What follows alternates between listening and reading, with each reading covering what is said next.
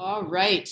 Good afternoon. This is a meeting of the Senate Rules Committee, and we have a few items on the agenda.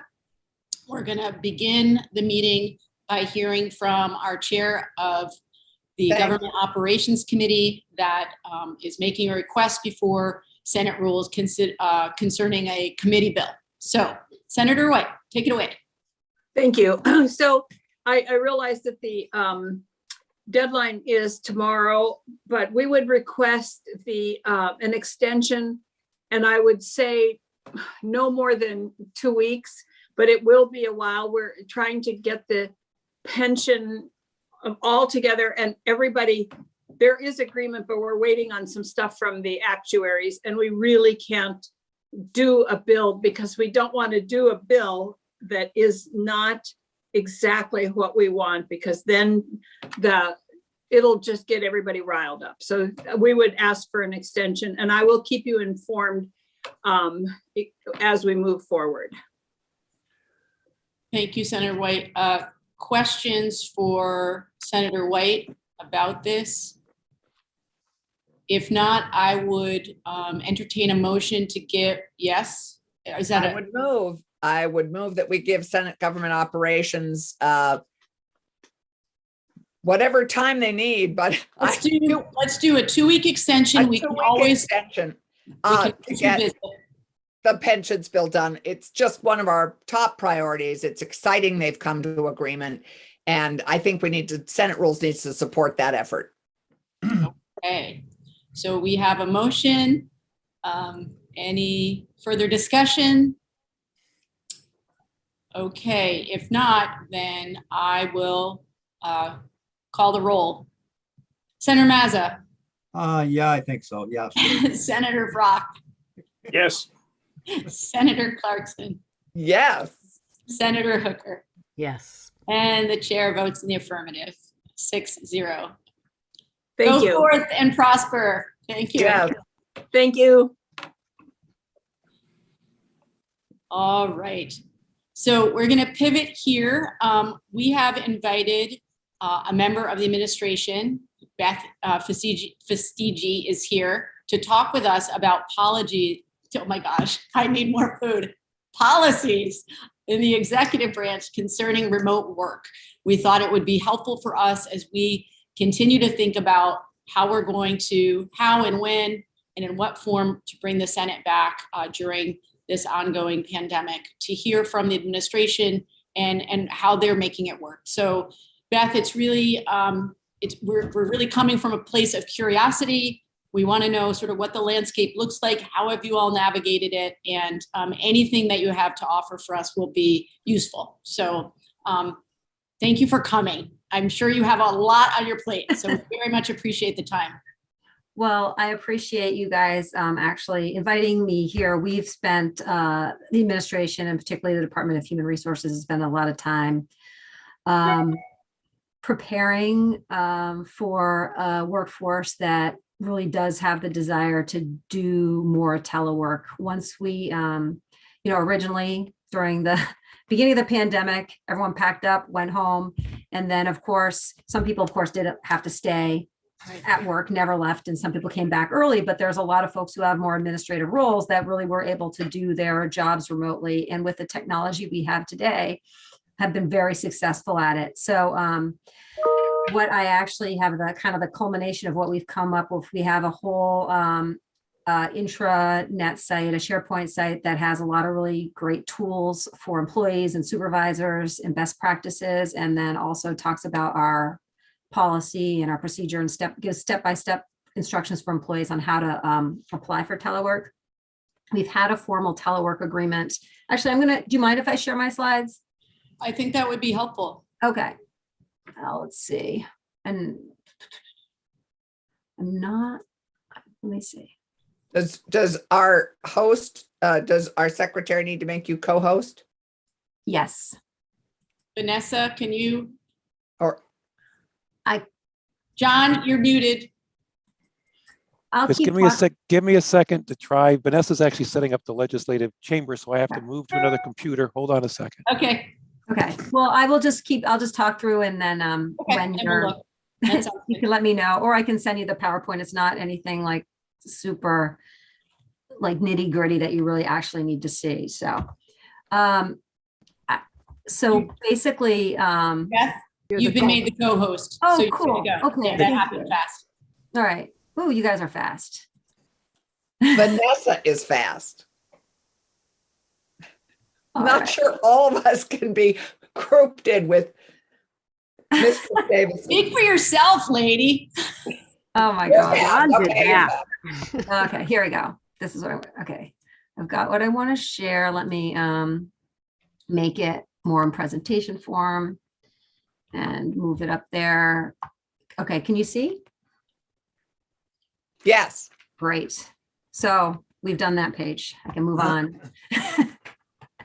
So what we did was we actually set up a SharePoint site, and these are screenshots of that site that employees would see when they went to come to the site to find out how to telework.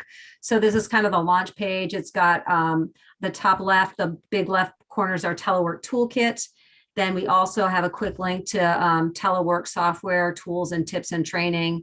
And then we just have a quick link to the HR website. We've got the definition of telework, welcome to the site and what it is. So that's kind of our launching site for our telework. And then looking here, this is once you get into the telework toolkit, we've got tips and training for teleworkers. We have the telework request process, our performance I wonder management. if you could show the full slide. This is a split screen and we can't really read it. Oh, okay. Let me see if I figure out how to do that. How about this? No. That didn't do it. Nope. Is that It's the doing next one, last one towards the end, I believe, it? on the right. No. Is that doing it?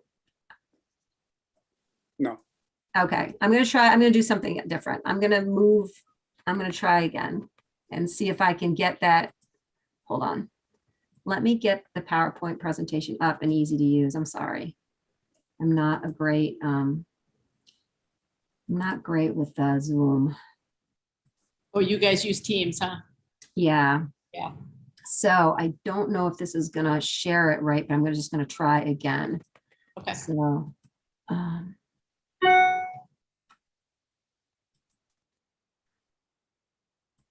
share screen.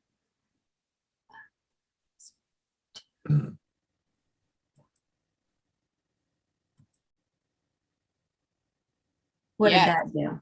That's good. That's good. That works. Okay. Thanks, Beth. Let me see if I can, which do you, I'm gonna look, I'm sorry. It should be sharing this. Yeah. Okay. You can see now, is it full blown Yep. up or are you Yep. seeing the, That's good. That's good. all right. It's on your full screen. Okay, perfect. So we've got, just kind of moving down, we've got return to worksite information, tips and training for supervisors, telework software, tools and tips.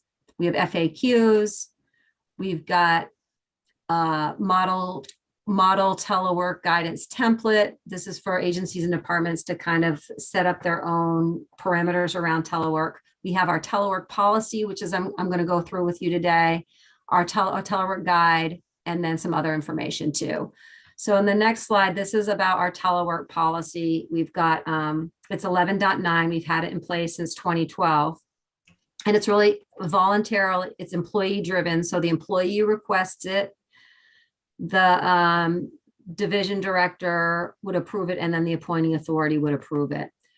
And it's everybody is eligible, but it's really based on your individual job and the program requirements. So for example, in my department, human resources, where we have people doing a lot of administrative work, everybody is really eligible to telework, at least some, if not most time, a lot of time, because of the nature of their work. Where a corrections officer obviously couldn't do their job remotely.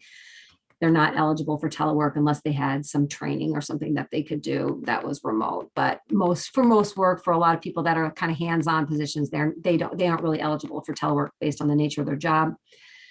our telework program, it is very flexible, and also it's not to be confused for our purposes with a home-based employee. So some employees also have a home office that's different than telework, and it's related to our policies and our collective bargaining agreements, and it's also different than flex time or an alternate work schedule.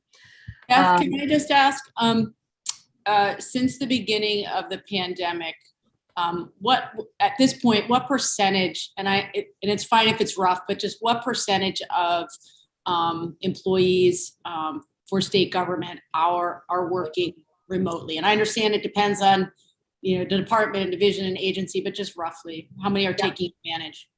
Yeah, so prior to the pandemic, we did have the telework policy in place, but we really didn't have that culture of telework in most agencies and departments. Yeah. And we did a survey last December, and we found that 2/3 of the employees had never worked remotely. And when we did the survey last in December, about 80% of those who actually took the survey were working remotely, doing all or most of their work remotely. But moving forward, I'm just going to skip this slide. This is where we are now. We have, so beginning November 1st, we were basically. It hasn't moved. Okay. So, sorry, did you give Becca a percent, or is that what you're about to give us? Are we, what slide does it look like now? The same thing, the telework toolkit. Oh, I thought you were looking at my beautiful slides. I'm just Well, we're gonna, looking at your lovely face. I'm and just gonna talk. telework toolkit. So moving from, I'm just gonna unshare because it's not working and We're it's not. happy to just listen. Yeah, I'm just gonna stop sharing. So I'm just gonna pull my information up there for me, but not for you. So beginning this November, telework on emergency basis ended, and any employee who wanted to continue to telework was going to do so on a more formal basis. So because we had this new process, we had employees who would have been approved for telework upload their approved forms into a portal, so we could actually track how many people had approved telework agreements. And so a little over 3,200 employees uploaded telework agreements. So they are either some are requested to work full-time. So about 30% of those employees requested to work greater than 4 days a week. And only 3% of those employees requested to work less than eight hours or less. So primarily, most employees are working between 2 and 4 days a week remote. And that's all based on what the needs are in that organization. We've got, so, you don't want to lose the teamwork and the collaboration. And then there's also some things that a lot of people can't do outside of the office. So all of those things are also important when kind of considering how many days a week people can kind of formally work remotely. We also have the situation where people can telework on an ad hoc basis. So they can ask their supervisor, hey, can I telework tomorrow? Right now it's my kids were exposed at school. I have to stay home with my kids. Yep, you can work remotely for the next couple of days. That's okay, or just on a regular basis for any reason that you might need to work remotely. The supervisors have the ability to grant that on a day at a time basis. And Beth, was there any additional guidance that went out during this most recent surge in terms of encouraging people to work remote, or just any guidance going out to employees around that? Obviously, we're trying to figure out how do we navigate this moment, and nobody wants to give us a trigger, or what Right. percentage to look at. And I understand because it's a pandemic and we've never done this before for 100 years, right? So, Yeah. but just how are you making that determination about how long will this continue, right? Right. Well, Do you see it continuing indefinitely for people to work remotely, or how are those decisions being made? Certainly for those employees that have those 3,200 employees that have formal telework agreements in place, they can expire at some time and then they can be renewed. So those employees are expecting to telework at least, on a certain number of days a week going forward. That's not pandemic related. That's just the normal operations for those employees going forward. And we definitely see that as important to attract and retain our workforce, because that's the expectation of employees today. And we've also found that we can be pretty effective, really effective remotely. And we've also found that there's a lot of things we've learned to do remotely and are able to serve Vermonters remotely, just like recording everything on YouTube. If I want to go and watch this and later I can go back and see how many ums and uhs I did. So next time I present in front of you, I don't have to say and ah as much, right? But so on right now, we have certainly let appointing authorities know that ad hoc telework is allowed. And if employees are asking to telework and their job allows that, to take that into consideration and to basically take that into consideration either on an individual basis or on a work group basis. So it really is localized right now on who is coming into the office every day. And of course, there are employees that really prefer to be in the office and there's no exclusion against them coming in. So those employees that really prefer to be in the office and are much more comfortable there, that's fine too. The other thing that we did, sorry, Senator. That's okay. Senator Clarkson, did you have a question? Yeah, I'm trying to understand the universe that 3,200 fits in, because you said not everybody was sort of eligible or not everybody's jobs were suited for it. So of the universe of people whose jobs were suited to it, how many were eligible? So how many state employees would have been eligible given their job suitability, so that we know what percent of that is the 3,200? Yeah, I don't have that information. I was pretty excited to have the information on how many people that we actually had. Yeah, no, it's exciting. So your total number of state employees right now are we're at about 8,000. So that hasn't changed. Okay. Well, it has. It fluctuates up and down. I didn't check the number. But a significant number like VTrans, I mean, there's a significant number are not able to work remotely. Their work is hands-on. So if you look at, for example, you look at by department, and you look at how many employees have submitted telework arrangements, you see in some things like small departments, like, the Vermont Commission on Women, which is very small, 100% of the employees there have formal approved telework agreements, and they're eligible to telework 100% of their time. Where you see something like, as you said, the Agency of Transportation, we've got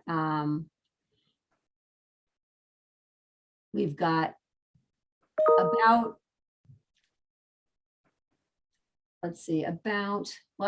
let me just correct myself. That's not true. About the 100% of the Human Rights Commission are teleworking on average 40 hours a week, but not all of those employees. But Agency of Transportation, only about 10%, is it about 20% of their employees have formal telework agreements.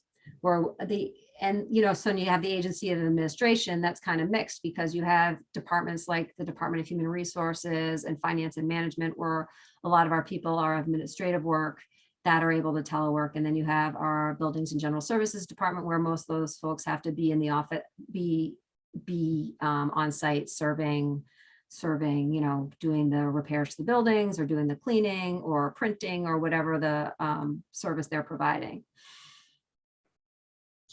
So again, do you anticipate a shift away? How have you talked about within the administration? How have you talked about what's the future coming out of the pandemic? Is there going to be a shift towards less remote work, or has that even come up? Just wondering what phase we're in right now as we try to figure out how we're doing this. So the statistics that I'm providing you are for coming out of the pandemic. More people are teleworking more hours now than they would have been then. So let's say that I had an employee in human resources that was approved for 4 days of telework and then 1 day in-person collaboration. Right now, the in-person we're not doing the in-person collaboration days. We stopped doing those in my department in the beginning, in I would say towards the end of December. So that, you know, a lot of people really wouldn't have been comfortable doing that. And it wasn't, it was, you know, it's great for, it has a purpose, but it didn't really outweigh, it didn't outweigh, I'm not going to say the risk, but because they are able to do their work at home, they didn't need to come in and do that work. So most of those folks who would have a 3 or 4 day telework agreement are teleworking 5 days. And then once the surge is over, we'll come back and regroup and start doing those in-person days. So there will be more people in the office. So we have more, I would say at this point, we have more than 3,200 employees teleworking, or those people are teleworking more days than they normally would be. Thanks. So we have That's about 6 minutes or so before I know we need to shift towards getting back to the floor. So I want to make sure there are other questions for Beth or other things that you feel like we need to know, just as we consider, you know, so we're essentially definitely working remotely again for another week. We're going to reassess. But so this is an ongoing process while we figure this out. Well, So Allison, I saw Cheryl's hand, so I'm going to go to Cheryl. Thank you. Thank you. And thank you, Beth. I'm just curious to know if there's any data being collected. You talked about the effectiveness of working, teleworking, but any data that's being collected as far as, you know, what's happening with space and savings and, you know, that type of thing.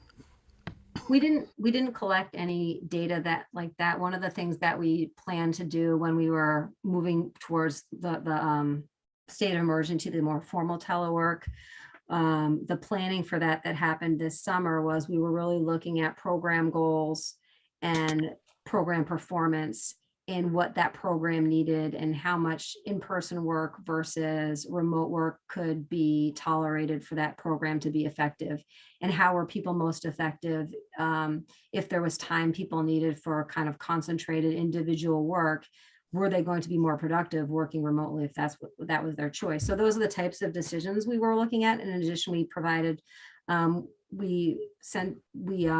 everybody who was going to continue to telework on a regular basis had to do training. Supervisors had to do additional training on how best practices on how to manage a remote workforce.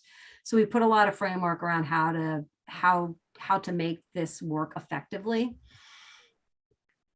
But as far as space, I think that is something that going forward, once we do need to evaluate space requirements, because they might be different. You might want the same amount of space, but you might want to arrange it differently. Or if the whole department is working remotely most of the time, then we potentially could have some savings, or, you know, move people around for more effective work. So that's something that's, I think, in the back of people's minds, but it wasn't our top priority. Any other questions for Beth? Senator Clarkson? so it sounds like the administration's acknowledged this is, you know, we're discovering our sort of new normal, that telework is becoming a productive way we can serve the people of Vermont. So this is exciting. I mean, I think this is one of the few silver linings of the pandemic. Yeah, I would agree with you, Senator Clarkson. I think that not only do employees like it for the work-life balance and just the potential of giving them a little bit more time in their day, but also the ability to be able to have that focus time where a lot of our people work in cubicles and it might be too loud for them to work. So having that time at home has made them actually feel like they are more productive and being able to be more efficient and provide more efficient services to Vermonters. Yeah. And so I honestly, as far as working, the tools that employees have learned, and plus the things that a lot of the agencies and departments have put in place to serve Vermonters are going to serve us well for, for years to come, because just the ability for Vermonters to access services online where they never really had that ability to before just opens things up to a greater population, and makes it a lot easier so that you don't have to go to the Department of Motor Vehicles. You can do a lot more online now, and I think a lot of people really appreciate that. Senator Brock, did you unmute because you had a question or comment? Just a brief comment. This is not surprising because, again, there were companies who were doing this in terms of remote before the pandemic even began. And one of the things I think that many of them experienced was the ability to reconfigure space and lower the amount of occupancy. And so there was some significant cost savings that could come from this. And I hope that's something that, as the state goes forward, it's something that we'll look at. Yeah, it's a really good point. Yeah. Yep. There's going to be, just as there's been a reinvention of work as it relates to remote work, the commercial space piece is going to be really interesting over the next couple years. So Beth, I wish we could have more time. We have to be on the floor at 1, but if you think of other things that you didn't get a chance to highlight for us, please shoot me and Carolyn an email and send us the PowerPoint so I can get that and also send it out to all the members of the committee as we continue to figure out how to navigate this time. So Sure. Really appreciate your time. Yeah, Thanks, and Beth. appreciate you folks as well, and ability to be flexible and figure. Yeah. I do want to say one thing. Just the looking nationally at all the various states throughout the pandemic, a lot of states, their legislatures were very critical of the executive branch working remotely. And that, assuming that because people weren't in the office, in their seat, that they weren't working or weren't serving Vermonters. And this legislature was always very supportive of the executive branch throughout the whole thing. And I talked about that in national meetings. I'm like, I couldn't believe it. And, I was like, the legislature is working remotely and they fully support the state employees working remotely. Yeah. We're trying to keep people healthy here. And Yeah. So It's 1 o'clock. Bye. 1 o'clock. We gotta go. We gotta go. Okay. Thanks, Beth. Bye. Thanks, Bye. Dick.